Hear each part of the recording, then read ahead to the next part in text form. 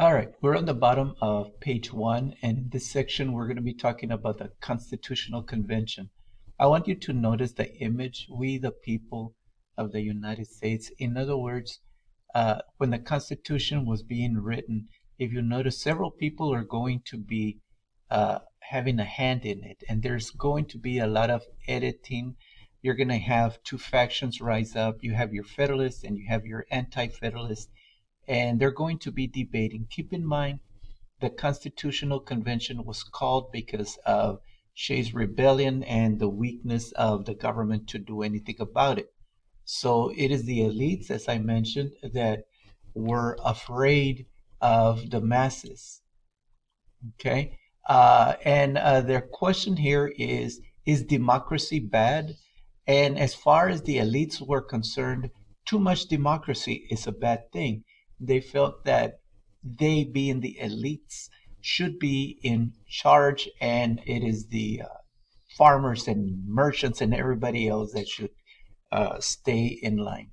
So you're going to have Alexander Hamilton and James Madison asking the Congress of the Articles of Confederation to call a meeting.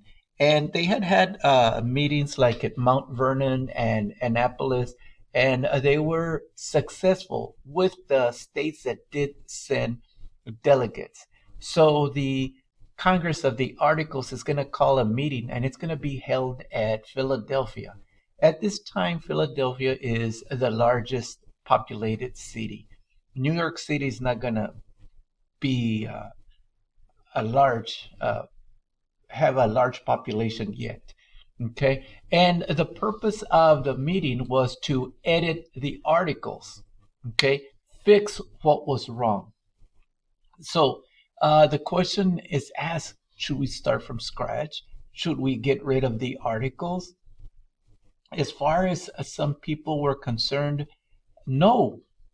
The anti-federalists, and I'll talk more about them in another video, were the ones that saying there's the articles, yeah, it needs a little bit of tweaking, a little bit of fixing, but no, let's not get rid of the articles. Meantime, those that are going to be called federalists, the other faction, they felt that we need to just start from scratch.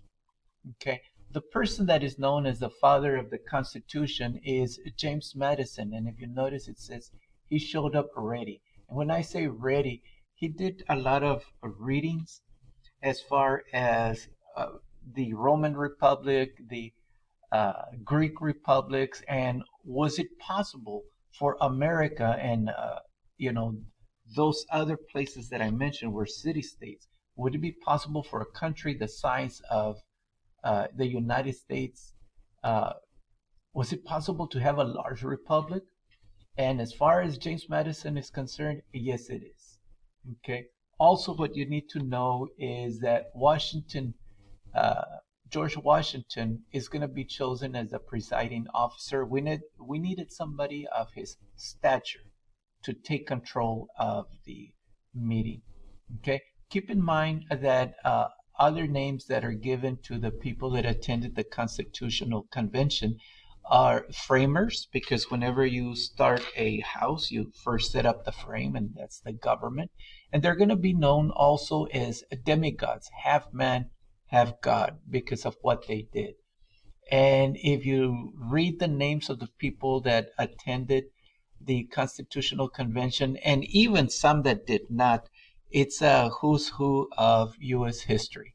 All right, that's it for this section. Thank you very much.